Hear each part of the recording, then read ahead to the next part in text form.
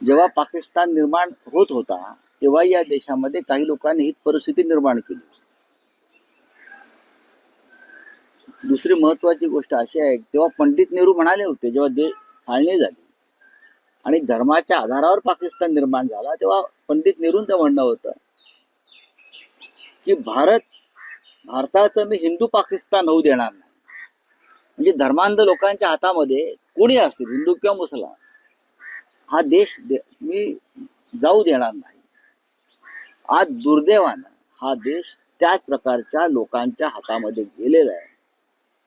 बजरंग दल असेल, विश्व हिंदू परिषद असेल, राष्ट्रीय स्वयंसेवक संघ असेल, यांचं स्वतःवरचं नियंत्रण संपलेलं आहे आणि यांना फक्त दंगली घडवणं, मशिदींवर हल्ले करणं, हिंदू तरुणांची डोके भडकवणं. या महाराष्ट्रामध्ये 3000च्या आसपास आत्महत्या गेल्या काही काळात झालेल्या शेतकऱ्यांच्या. याच्यावरती आतापर्यंत राष्ट्रीय स्वयंसेवक संघाने आता एकदा तरी आपली भूमिका व्यक्त केली आहे का? बजरंग दल असेल, विश्व हिंदू परिषद असेल, ही शेतकरी जे मेले ते हिंदू नाही आहेत का? महाराष्ट्रासारख्या प्रगत राज्यामध्ये, कृषीप्रधान राज्यामध्ये 3000च्या आसपास शेतकरी आत्महत्या करतात आणि या देशावर राज्य करू करणारे आमचे राष्ट्रीय स्वयंसेवक संघाचे प्रमुख लोक, ज्यांना देशाचं नाव बदलायचं आहे, धार्मिक अधिष्ठानं करायची आहेत, किंवा बजरंग दलाचे कार्यकर्ते असतील त्यांना जे भडकवलं जात आहे, किंवा इतर काही संघटना आहेत, शेतकऱ्यांच्या आत्महत्यावरती आमचे सरसंघचालक मोहनराव भागवत यांनी कधी बोलला ते तुम्हाला दिसतंय का? बेरोजगारीवरती कधी बोलल्यात? महागाईवर कधी बोलल्यात? शिवसेना हिंदुत्ववादी संघटना आहे, पक्ष आहे. आम्ही शेतकऱ्यांच्या आत्महत्या, महागाई, बेरोजगारी हा सुद्धा विषय घेऊन राजकारणामध्ये आहोत. आम्ही लोकांच्या पोटावर आधी बोलतो. पोटात अन्न नाही आणि हिंदुत्ववाद करून बसलेला आहात तुम्ही. आणि तू अशा प्रकारचा महाराष्ट्र हा पेटवायला निघाल्यात काही लोक. अशानं या राज्याची राख रांगोळी होईल. हे राज्य नष्ट होईल छत्रपती शिवाजी महाराजांचं आणि बाळासाहेब ठाकरेंचं. हे राज्य नष्ट व्हावं असं काही लोकांना सुपारी देऊन भाजपमध्ये पाठवले का? हे कालपर्यंत वीर सावरकरांना शिव्या घालत होते, कालपर्यंत राष्ट्रीय स्वयंसेवक संघाला हापचड्डीवाले म्हणत होते, देवेंद्र फडणवीस, नरेंद्र मोदींना शिव्या घालत होते. की आज आम्हाला हिंदुत्व शिकवतायत आणि हिंदू मुसलमान याला दुकान वेगळं मटणाचं, त्याला दुकान मटणाचं वेगळं. देवेंद्र फडणवीस हे जर संवेदनशील मुख्यमंत्री असतील तर ते हे सहन कसं करतात? सरसंघ चालक यांना राष्ट्राची खरोखर चिंता असेल तर हे सहन कसं करतात? अशा प्रकारचे हलाल आणि झटके कारण नसताना ते सहन कसे करतात? याच्यामुळे हिंदुत्वाला झटका बसणार आहे. जसं देशामध्ये हिंदू मुस्लिम वादापासून महाराष्ट्रामध्ये गेल्या 3 ते 4 दिवसांपासून औरंगजेबाच्या कबरीचं राजकारण सुरू आहे आणि धमकी देखील इशारा देखील दिलेला आहे विश्व हिंदू परिषदेने की जर ही कबर हटवली नाही महाराष्ट्रातून तर आम्ही बाबरीची पुनरावृत्ती करू. याने कुठे केली बाबरीची पुनरावृत्ती? याने केली. ते पळून गेले, आम्ही होतो, आमच्यावर अजून खटले सुरू आहेत.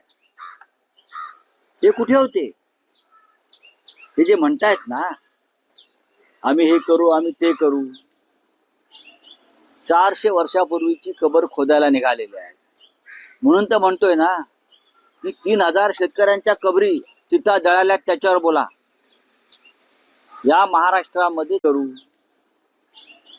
400 वर्षापूर्वीची कबर खोदायला निघालेली आहे.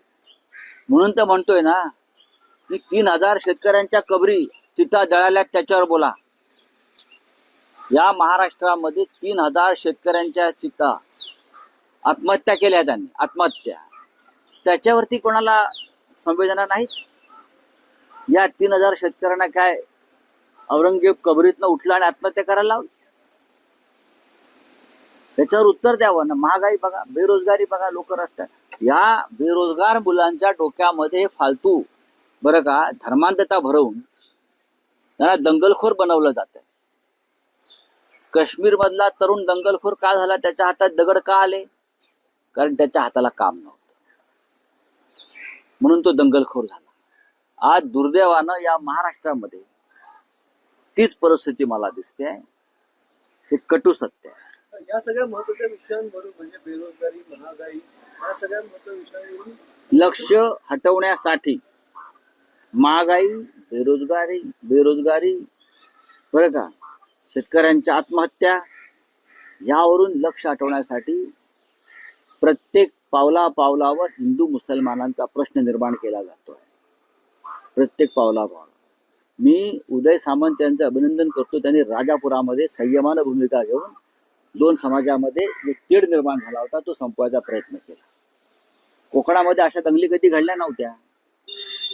हा, ते कालचे पादरे पावटे आले हिंदुत्वाच्या नावाने आणि दंगली घडवतायत कोकणामध्ये हिंदू मुसलमानांच्या नावावर. कोकणाची राख रांगोळी करायची. उदय सामंतांनी, मी आज वाचलं की त्यांनी एक संयमाची भूमिका घेतली राजापूर आणि रत्नागिरी भागामध्ये आणि त्यांनी दोन्ही समाजामधला जो तेढ होता निर्माण केला काही लोकांनी तो नष्ट केला. पण त्याच उदय सामंत ज्या पक्षाचे शिवसेना शिंदेगड त्याच गटाच्या खासदारांनी सगळ्यात पहिली ही मागणी केली होती आणि नरेश म्हस्के यांनी संसदेत मागणी केली की ही कबर जी आहे ती सुरक्षा काढून टाकावी, ती कबर हटवावी. नाही, ते दोन ग्रस्त आहेत त्यांनी जावं. जसं आम्ही गेलो होतो अयोध्येत बाबरीसाठी, सगळे त्या काळात गेलो होतो ना, बाळासाहेब ठाकरेंचा आदेश होता. तसं त्यांनी जावं ना. त्यांच्या पक्षाचा जसा आदेश असेल तर त्यांनी पक्षाचा म्हणजे त्यांचे पक्षप्रमुख जे आहेत अमित शहा, जर त्यांच्या पक्षप्रमुख अमित शहाचा आदेश असेल तर त्यांनी जावं, करावं. बघूया मग आंतरराष्ट्रीय स्तरावरती त्यांना प्रसिद्धी मिळेल. करावं ना, बोलतात कशाला. 400 वर्षापूर्वीच्या कबरी खणाला निघालेल्या आहे आणि महाराष्ट्राची कबर होताना दिसते आम्हाला, थडगं होताना दिसते या राज्यामध्ये. 3000 शेतकऱ्यांच्या आत्महत्या दिसत नाहीत त्यांना. चला सर, एक संजय शिरसाट अरे सोडा. संजय शिरसाटांचं मत सर, अमरावती आणि संभाजीनगर